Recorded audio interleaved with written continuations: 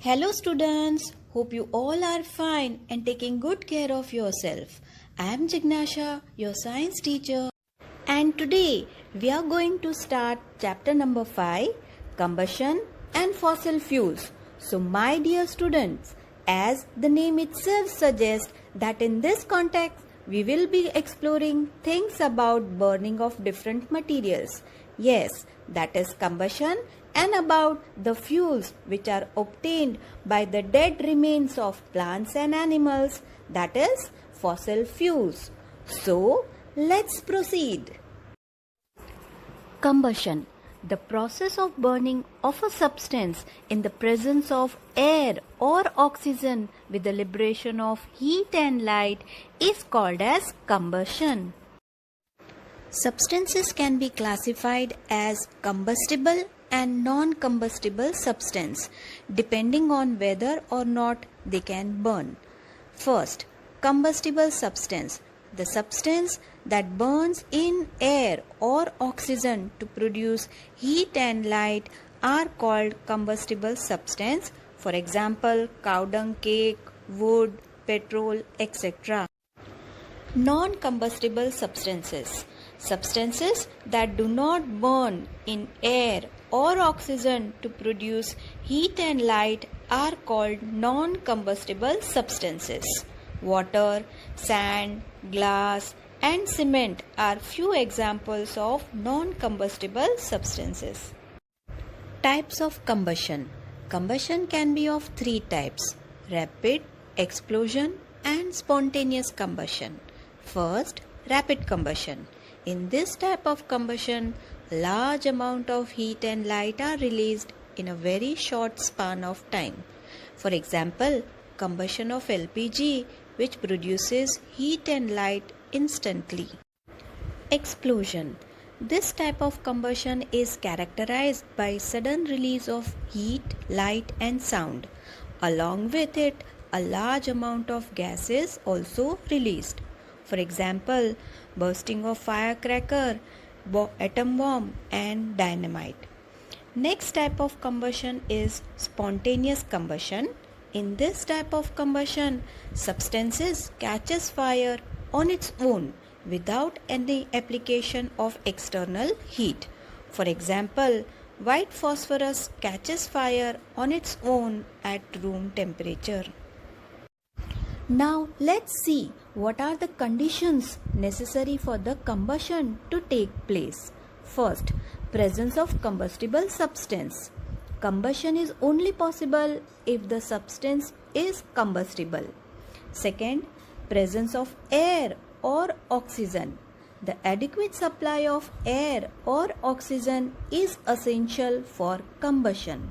And the third one, attainment of its ignition temperature. A substance starts to burn only after it has attained a certain minimum temperature, and this minimum temperature is known as ignition temperature. A substance cannot catch fire if its temperature is lower than its ignition temperature. Oxygen is essential for combustion. Let's perform an activity and test it out. Fix 3 burning candles on a table and cover them with glasses whose bases have been removed. Now, put the glass over the first candle in such a manner that it rests on 2 wooden blocks, as you can see on the screen. Place the glass over the second candle in such a manner that it simply rests on the table. And place a glass plate over the third candle. There you go. Now what do you observe? You will observe that the candle burns freely in the first case. What happens in the second case? The flame flickers and produces more smoke before going off. And what about the third case? In the third case, the flame goes off as soon as it is covered with the glass plate. So, we can say that the presence of air or oxygen is an essential requirement for combustion to take place. Now we will proceed to methods of controlling fire. First, by using water. Water is the most common fire extinguisher. It can be used only when material like wood, paper, etc. are on fire. Second method, by using carbon dioxide. Carbon dioxide is used to put off fire caused by inflammable material like oil, petrol and electrical equipments. As carbon dioxide is heavier than air, it covers the fire and cut off the supply of oxygen and put off the fire. Now we will see types of fire extinguisher. First, carbon dioxide fire extinguisher. In this, carbon dioxide is stored at high pressure as liquid in cylinder. And the second type, soda acid fire extinguisher. Chemicals like sodium, hydrogen carbonate and sulfuric acid are used in this. Flame. A flame is a region where combustion of fuels takes place. A substance which vaporizes during burning produces flame. For example, kerosene, wax, etc. Let us now study zones of a candle. The outer zone. The outer zone of the flame is blue in color and the hottest part of the flame. It is also called non-luminous zone as very little light is produced. In this zone, the vapors of wax burns completely in sufficient amount of oxygen. Middle zone. The middle zone of the flame is yellow in color because of incomplete combustion of wax vapors. It is moderately hot. This zone emits most of the light, thus it is known as luminous zone. The inner zone. The inner zone of the flame is black in color and it is the coldest part of the flame. This zone emits no light, thus it is dark. Fuels. Most of the substances used for burning are fuels. Substances that produce heat and light energy on burning are called fuels. Some commonly used fuels are wood, coal, cow dung cake, petrol, LPG, diesel. And we use this fuel for cooking, heating, in running automobiles, for generation of electricity.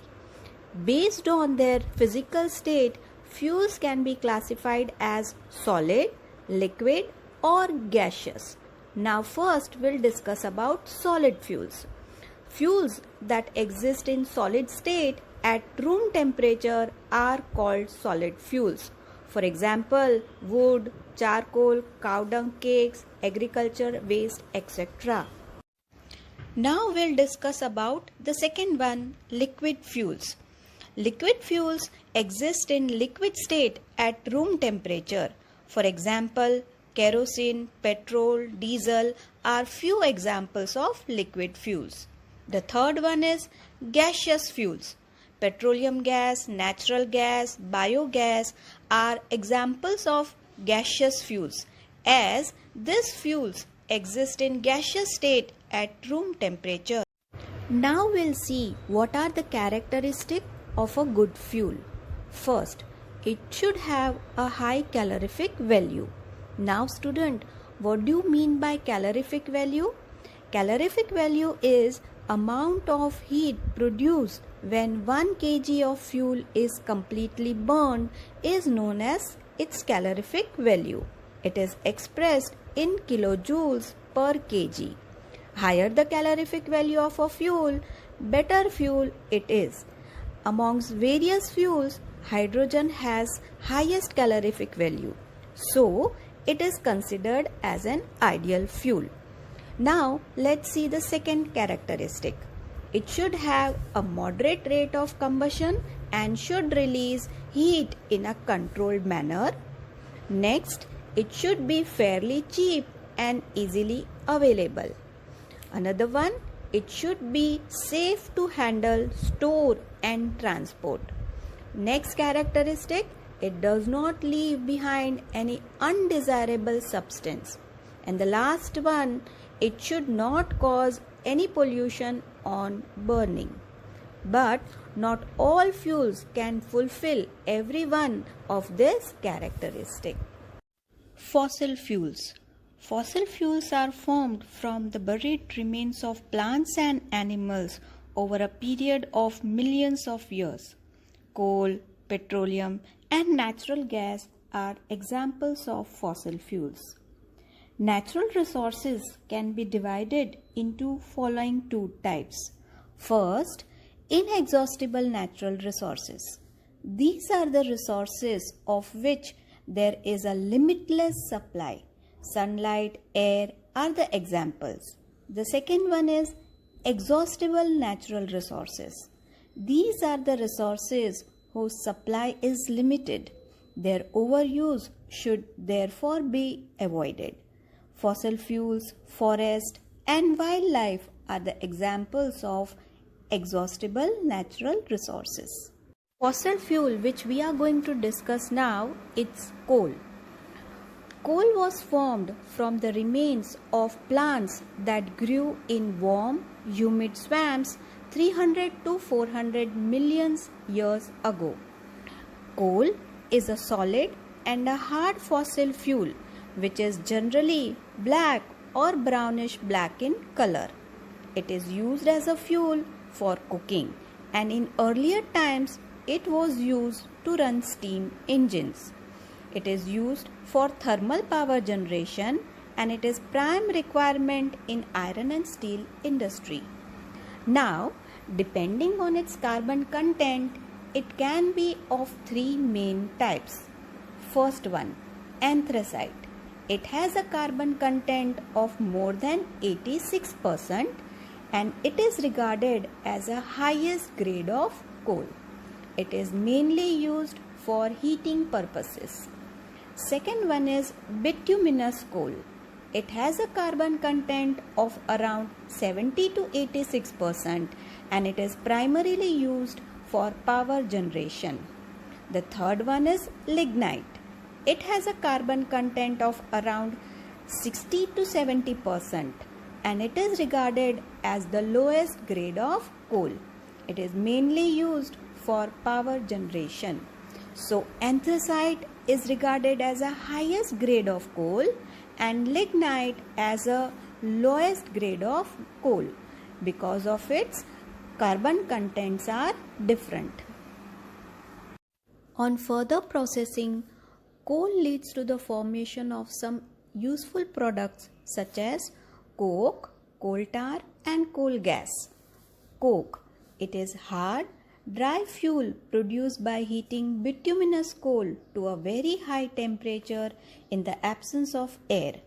Coke has a high carbon content, and it is used as a fuel and in steel manufacture. Second, coal tar. It is thick, black, opaque fluid obtained as a byproduct of the process of manufacturing coke. It is used in anti-dandruff shampoo, ointments, soap, perfumes, etc. The last one, coal gas. It is a gaseous fuel obtained as a byproduct of the process of manufacturing coke. Coal gas is mainly used as a fuel in industries. Petroleum. Petroleum is a complex mixture of solid, liquid, and gaseous hydrocarbons. Petroleum or crude oil were formed from the remains of tiny marine plants and animals.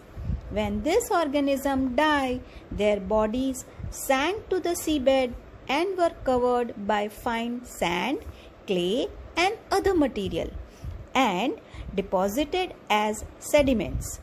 Bacteria turn them into petroleum and natural gas under high pressure and enormous heat. Petroleum and natural gas then seeped through the porous rocks such as sandstone and reached the impermeable rocks and were trapped below it. Our next topic is extraction and refining of petroleum. Petroleum and natural gas are extracted by drilling wells through impermeable rocks. Petroleum or crude oil is a mixture of various components such as petroleum gas, diesel, petrol, lubricating oil, paraffin wax. These components are separated from petroleum in a process called as refining of petroleum. This process is carried out in petroleum refineries where it is heated to a temperature about 400 degrees Celsius and then taken into fractionating column, which constitute of horizontal trays. In this column, the vapors of petrol rises, which cools and condenses at different heights depending upon the boiling point of components, and then they are collected. Hydrocarbons which remains uncondensed passed out of the column. This process is known as fractional distillation of petroleum. Lands in the refinery, where all the products we need every day are produced. The crude oil has to be pumped from tanks into a furnace for the distillation process, where it is heated to around 400 degrees Celsius.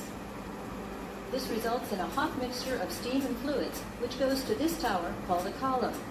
Here we exploit the natural temperature gradients. The hot gases rise, cool down on the way, and liquefy at their respective boiling points. The levels of the columns are so-called distillation trays, which have small domed openings. The gas mixture rises through the openings, cools down, and a certain amount condenses on the dome. This liquid is collected and removed. The substance that collects right at the bottom goes for further processing in another column under vacuum, and the residue there is used to produce bitumen, the basis for asphalt. In addition, spindle oil also settles in the first column, a key component of other refinery products. The heavy gas oil is taken from one level higher. This is used to make heating oil. The next thing produced is the basis for diesel. One level up and you get kerosene. And right at the very top is where the gases collect. These are used to produce materials for the chemicals industry and for gasoline. Natural gas. Natural gas consists of methane. It is used to generate electricity. It is used as a domestic fuel. It is also used in manufacture of steel, glass, plastic and other products. Natural gas is used to produce hydrogen and also in the production of ammonia. Limitations of fossil fuel. The two main limitations of fossil fuels are: first, their limited availability in nature, and second, air pollution. The fossil fuels takes millions of years to form. If we run out of the existing stock of this fuel, we will not get more until natural processes have regenerated them. Second one, air pollution. Use of fossil fuels added many undesirable substances called pollutant in the atmosphere. These pollutants adversely affect the life of organism. Since the fossil fuels are available in limited amounts, it is necessary to conserve them and use them wisely. Some alternate sources of energy such as solar energy, tidal energy and geothermal energy, which can be used to satisfy the growing demands of the energy. Thank you, students. Keep on learning, utilize your time and stay safe.